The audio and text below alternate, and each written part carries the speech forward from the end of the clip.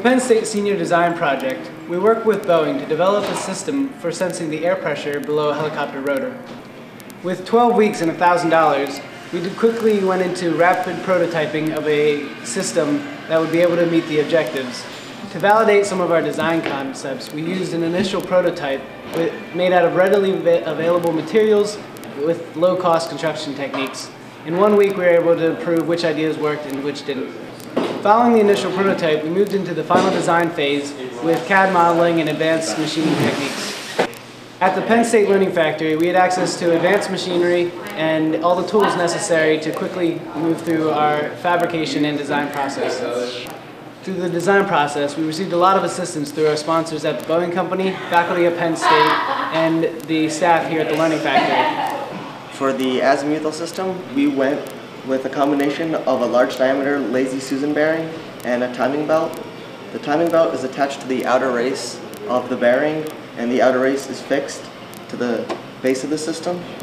And the timing belt pulley is driven by a very high torque stepper motor, and through this special bracket, the pulley is attached to the inner race of the bearing, which is free to move, and that allows the system to rotate from 0 to 330 degrees. This is the radial portion of our project. It was created from 2 pieces of rigid conduit, 2 electrical boxes. It's driven by a screw in the middle, and it gives us a range of motion from around 9 inches from center to about 36.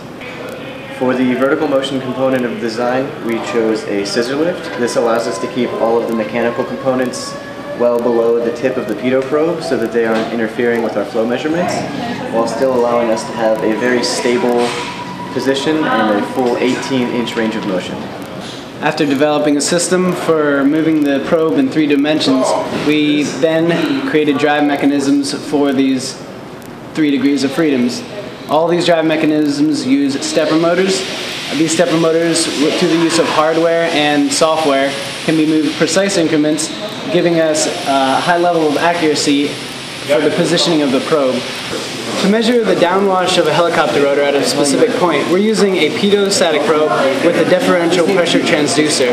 This pressure transducer outputs an analog voltage and is then sent to our signal conditioning circuit.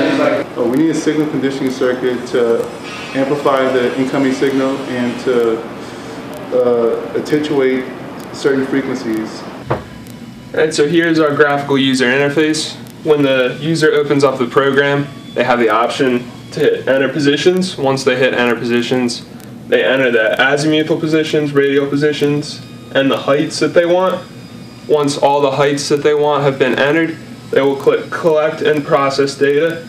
Once that button has been hit, all the data will be sent to the Arduino microcontroller wirelessly.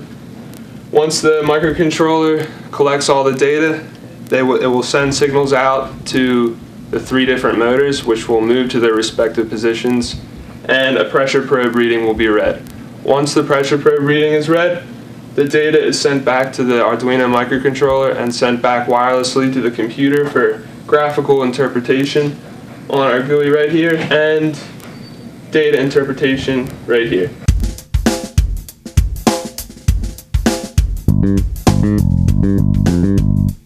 Mm-hmm.